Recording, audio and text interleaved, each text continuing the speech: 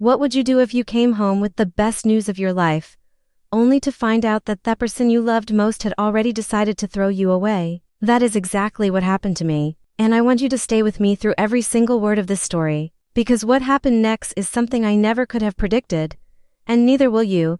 Before we go any further, if stories like this one speak to something deep inside you, something you have felt but maybe never said out loud, please hit that like button right now, subscribe so you never miss a single story, and share this with someone who needs to hear it today. You never know whose life a single story can change. Okay, now let us get into it. My name is Claire.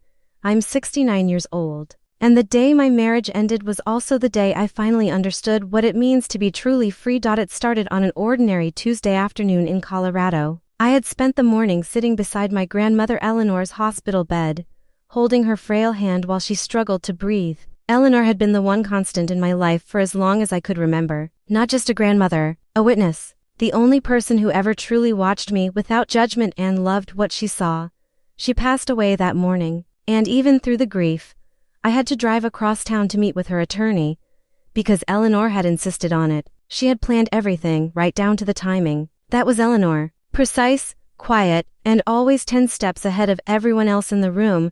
The attorney's name was Walter Bishop, an older man, silver-haired, calm in the way that only people who have seen real trouble can manage to be. He slid a leather folder across the desk, looked at me over his glasses, and said something that made my hands go completely still.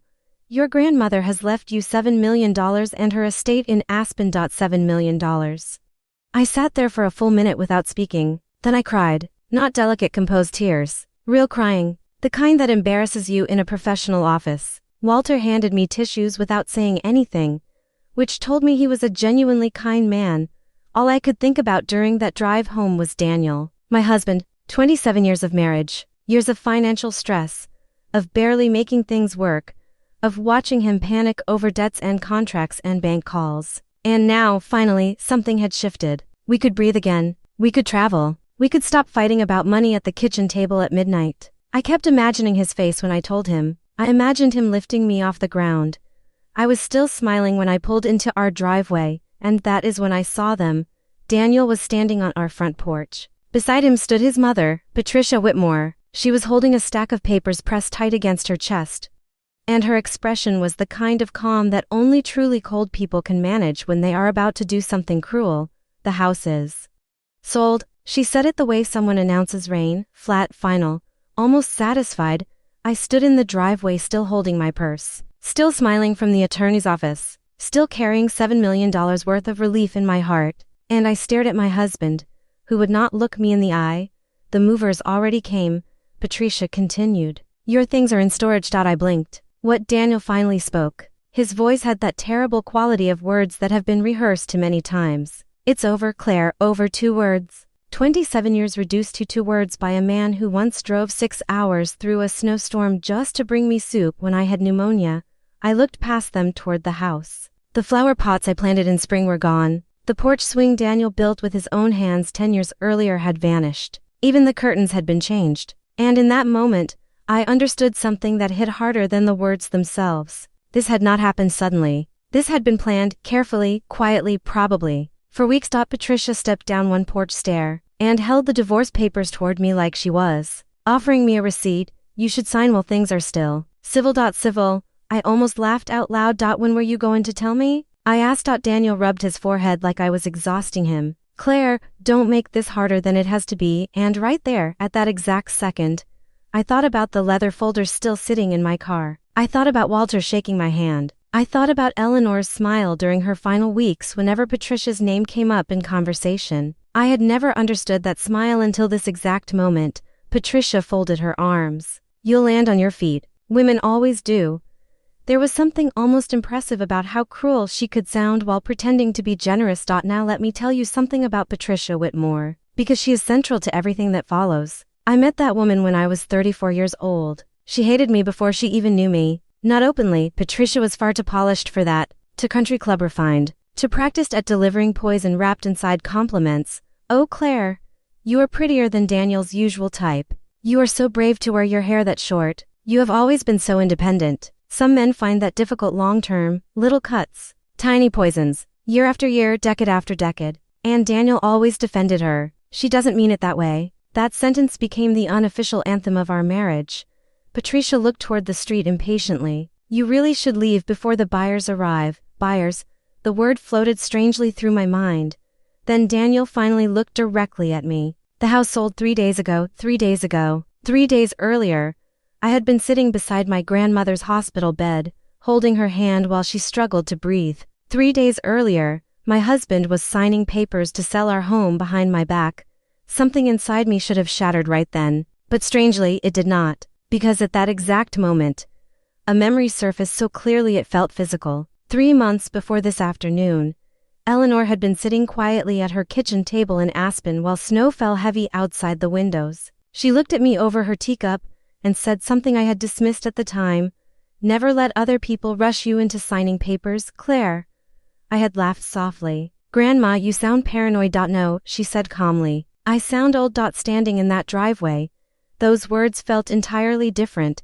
Patricia shoved the divorce papers closer toward me. You can sign now or later. Makes no difference to us. Us, not Daniel and me. Not we, us, Patricia and Daniel. That single word told me more than any attorney could have. Daniel sighed. The house was under my name, Claire, legally. There is nothing you can do, and that sentence, that confident, careful sentence, almost made me smile, almost. Instead, I asked quietly, you already finalized everything? He nodded once. Patricia smirked. You always were too trusting. There it was. Not anger, not guilt, contempt, pure contempt. They thought I was weak, simple, manageable, a problem that had already been solved, and the funny thing is, I probably had been. At least until that morning. At least until Walter slid those documents across his desk.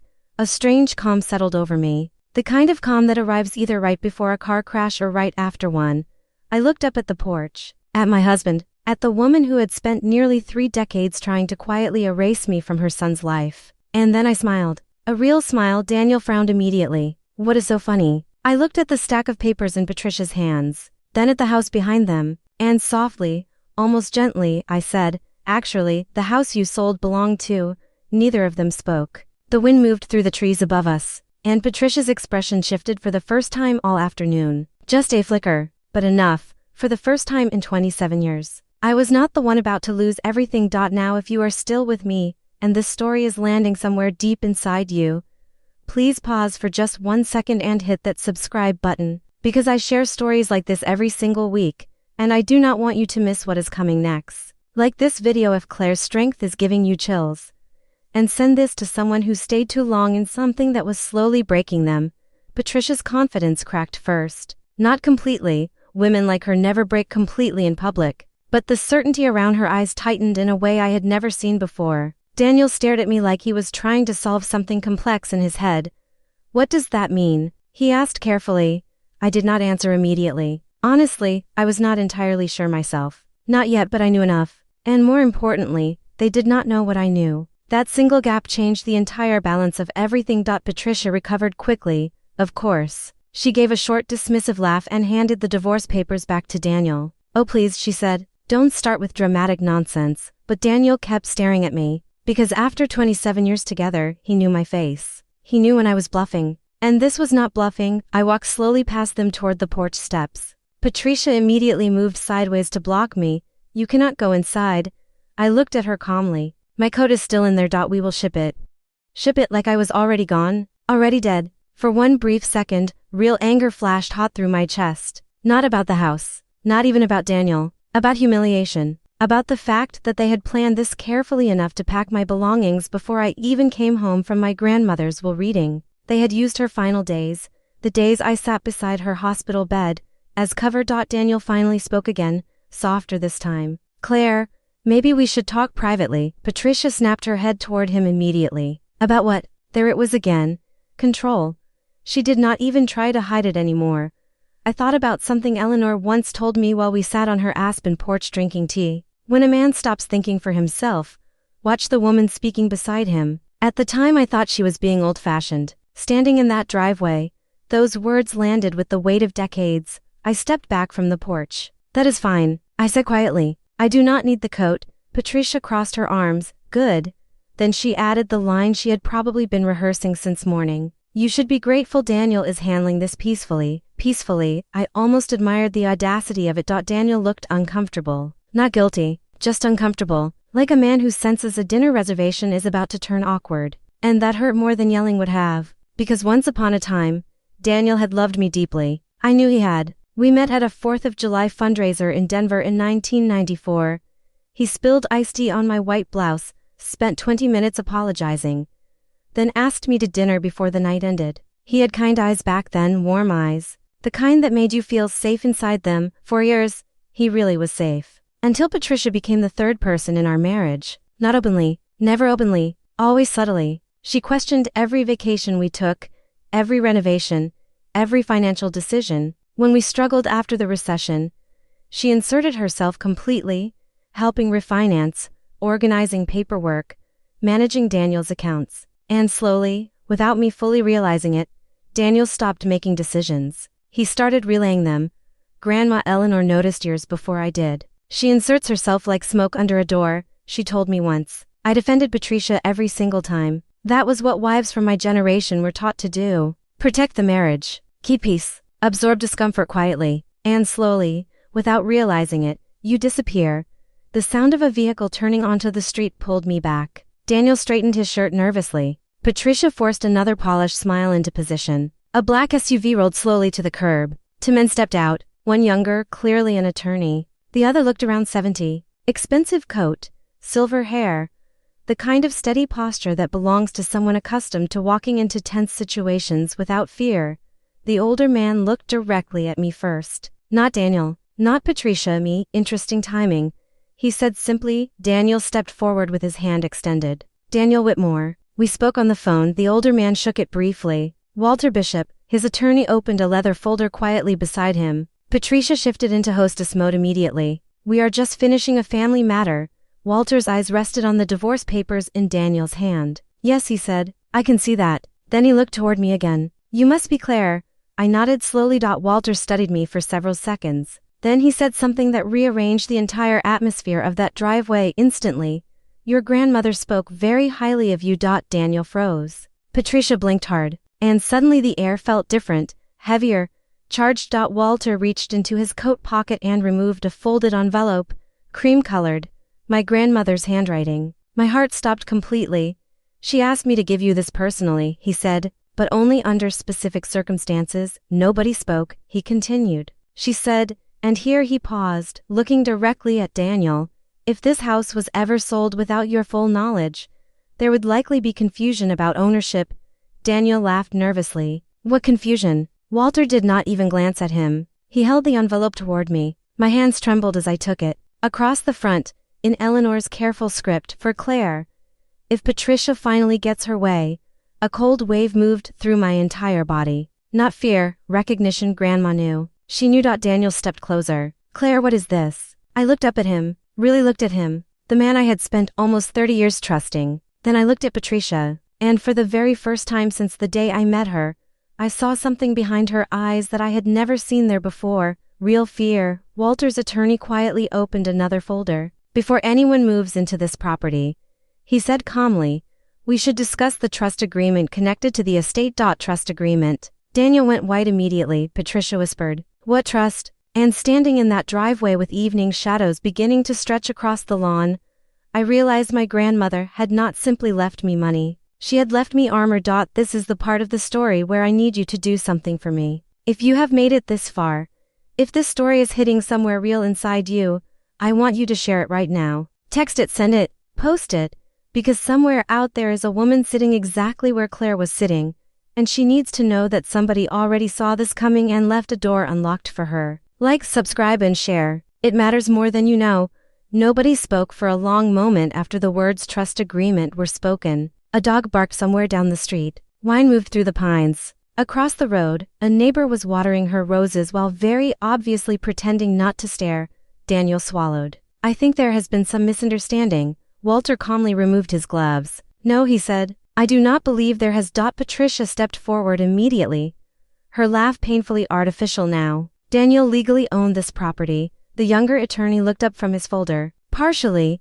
He corrected. Partially. I watched that single word land on Daniel like something physical. Patricia noticed too. She turned toward him sharply. What does that mean? He did not answer. Walter looked toward me gently. Mrs. Harper, would you like to open the letter now? I nodded slowly. My fingers trembled as I unfolded the envelope. The paper smelled faintly of Eleanor's perfume, lavender and cedarwood. For one brief second, I forgot the house, forgot Daniel, forgot Patricia. All I could think about was my grandmother sitting alone in her Aspen study during her final weeks. Knowing she was dying, quietly preparing for this exact moment, Claire. The letter began, if you are reading this, then I was right to worry. I stopped breathing. Daniel shifted impatiently beside the porch. I kept reading, you always believed love could fix dishonesty. That was your mother's weakness too. A lump rose painfully in my throat. My mother died when I was 19. Eleanor rarely spoke about her directly. Daniel is not an evil man, the letter continued. But weak men become dangerous when stronger people whisper in their ears long enough. My eyes lifted instinctively toward Patricia. She looked furious now. Give me that, she snapped. Walter's attorney stepped between us immediately. No. Patricia froze, probably not accustomed to hearing that word spoken with such absolute finality. Daniel rubbed both hands over his face. This is insane. What is insane? Walter replied calmly. Is selling property connected to an active trust without understanding the legal structure? What trust? Daniel demanded. Walter exchanged a brief glance with his attorney. Then the attorney spoke. 6 years ago, he explained, Mrs. Eleanor Bennett quietly transferred a protected ownership percentage connected to this property, following her assistance with Mr. Whitmore's financial liabilities. My mind flashed backward instantly. 6 years earlier, Daniel's construction business had nearly collapsed. To terrible contracts, a lawsuit, debt collectors calling daily. Then suddenly, everything stabilized. When I asked Daniel how, he told me Patricia had arranged the financing. I believed him without question. But now another memory surfaced. Eleanor calling me late one evening. Don't worry about the house, she said softly. I handled it. At the time I thought she meant emotional support. Now I understood. She literally handled it. Legally, financially, quietly, without any fanfare. Daniel looked pale. What percentage? The attorney answered immediately. Enough to complicate unauthorized sale proceedings significantly. Patricia exploded. Oh, for God's sake, Daniel, what did you sign? There were hundreds of pages. He snapped back. And you signed them without reading. You told me the refinancing had to move fast.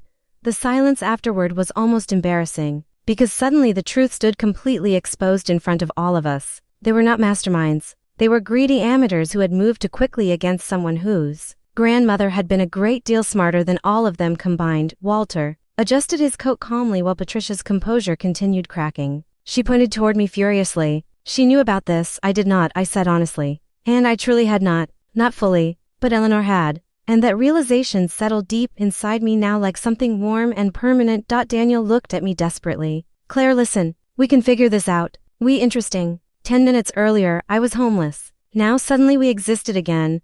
I folded Eleanor's letter carefully. You already figured things out, Daniel. 3 days ago, that is not fair. I laughed softly before I could stop myself. Not cruelly. Just tired laughter from a woman who had spent far too many years working very hard not to laugh at things that deserved it. Walter finally looked directly at Patricia. The assumption that this sale was legally clean, he said, may become very expensive. Patricia went completely white. The younger attorney closed his folder. The buyers were not properly informed about active trust entanglements. At minimum, the sale is frozen pending full legal review.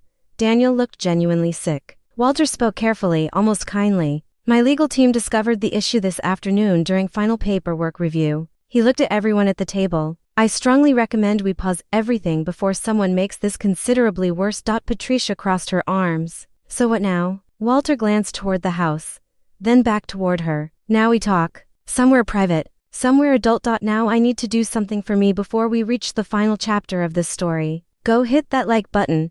Not for the algorithm. For Claire. For every woman who ever smiled through pain because she had no other weapons left. Subscribe and share this video, because this kind of story deserves to travel. The world needs more reminders that patience is a form of power. Okay, let us finish this.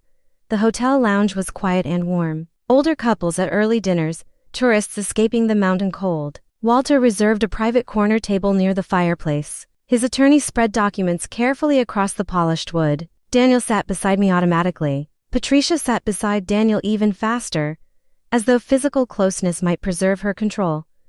I kept Eleanor's letter folded in my lap. Walter removed his glasses. Before we continue, I want to clarify something. Nobody interrupted. The sale itself may not be completely invalid. Patricia smirked, but Walter continued without looking at her. However, depending on intent, disclosure, and timing, several serious legal complications exist. Daniel rubbed his forehead. What complications? Failure to disclose protected trust interests, potential financial concealment during marital dissolution proceedings, improper transfer timing. Patricia waved her hand. You lawyers make everything sound dramatic. The younger attorney looked directly at her. No ma'am, courts do. That silenced her. Walter turned toward me gently. Your grandmother requested that a second envelope only be open if you discovered evidence of betrayal involving the property. Second envelope. Of course there was another one. Eleanor had always believed important things deserved layers. She once wrapped my Christmas gifts inside 5 separate boxes purely because she enjoyed the suspense. Walter slid the envelope toward me. I stared at my grandmother's handwriting across the front. For Claire, when the truth finally becomes impossible to ignore. My chest ached reading that. Because deep down, part of me had always known. Not about the house specifically, not about the divorce, but about Daniel slowly disappearing from our marriage year after year while I pretended not to notice. I had been grieving us for years before that driveway. Inside the second envelope was another handwritten letter and several photocopied documents. Bank transfers, property records, emails. I looked down at the first sentence. If you are reading this, then Patricia finally overplayed her hand. I continued reading silently. Then I looked up at Daniel. You used the money my mother left me? He blinked. What? I lifted one of the documents. You told me we used your savings during the recession. Patricia leaned forward immediately. Claire, wait, no. That word surprised even me. Patricia froze. I stared at Daniel. You used the inheritance from my mother. He looked trapped, cornered, like a man who realizes the locked doors around him were built entirely from his own choices. It was temporary, he muttered. How much? Silence. How much, Daniel? Almost all of it. The fireplace crackled softly beside us. Somewhere across the lounge, silverware clinked against plates. Ordinary sounds, ordinary life continuing quietly while mine cracked open. My mother left me $80,000 when she died. Not enough to change a life, but enough to matter, enough to remember her by. I had held that money carefully for years, thinking of it as something sacred. Daniel reached toward me. Claire, I was trying to save the business. Patricia jumped in immediately. And that business supported you for years. Walter calmly slid another document across the table. Actually, the business losses accelerated significantly, following several withdrawals connected to Patricia Whitmore's personal investment accounts. The silence that followed was enormous. Daniel slowly turned toward his mother. Patricia's face went completely pale. Walter continued without raising his voice. Mrs. Whitmore encouraged several high-risk investments during the same period. Mr. Whitmore claimed severe financial hardship. Daniel stared at her. You said those accounts were protected. They were supposed to be, she snapped. There it was. The truth finally dragging itself into daylight after years underground. Daniel was not innocent. But he was not the architect either. He was weak. Weak enough to follow the loudest voice in whatever room he stood in. Eleanor had seen that clearly years before I could admit it. I looked back down at her letter. You cannot save people who willingly hand their conscience to someone else. A tear slid down my cheek before I could stop it. Not because of the money, because I suddenly understood how long I had been fighting completely alone for a marriage that Daniel had stopped protecting long before that driveway. Walter spoke softly. Your grandmother's primary concern was ensuring you were not left financially destroyed after this divorce. Divorce. That word sounded different now. Not like death, like release. Daniel finally whispered, Claire, I am sorry, and for the first time that entire evening, I believed he meant it. But strangely, that no longer changed anything at all. That strange thing about betrayal. It does not always arrive all at once. Sometimes it comes quietly, layer by layer, until one final truth makes all the other layers collapse together at once. That night in the hotel lounge, I watched 27 years of marriage unravel in less than an hour. And I was not the person falling apart, Patricia was. You are making me sound like some kind of criminal. She snapped at Walter. I am making you sound documented. He replied. The younger attorney slid another set of papers across the table. Patricia barely glanced at them. Daniel read every word. And, as he read, something changed in his face. Shock first, then confusion, then something I had not seen on him in years. Real anger, not toward me, toward her. You moved money out of the business account. He said quietly. It was temporary. Daniel laughed once under his breath. That is what I told Claire. Patricia's eyes narrowed. Do not start blaming me for your own decisions. You told me Claire would take everything if we waited. You said we had to move fast. You said the trust paperwork was irrelevant. I was protecting you. No. Daniel looked at her with something raw and exhausted in his eyes. You were protecting yourself. That sentence hung over the table like smoke, and I sat quietly beside them, watching two people who had operated as a unified force for decades finally turn on each other the moment consequences appeared. Eleanor used to say that greed is loyal only until fear arrives. Sitting in that hotel lounge, I understood exactly what she meant.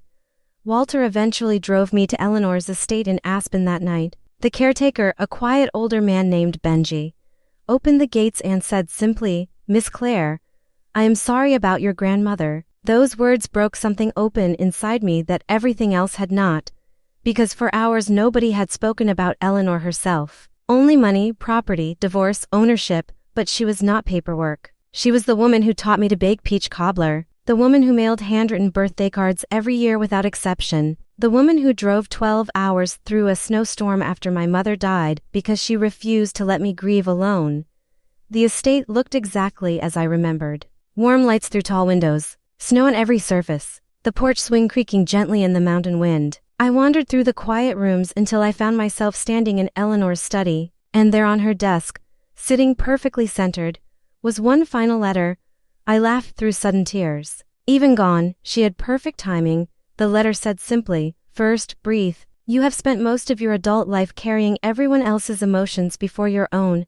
I sat down in her chair and read every word. She told me I would want to rescue Daniel emotionally. She told me not to confuse pity with responsibility. She told me that real love never asks you to shrink first.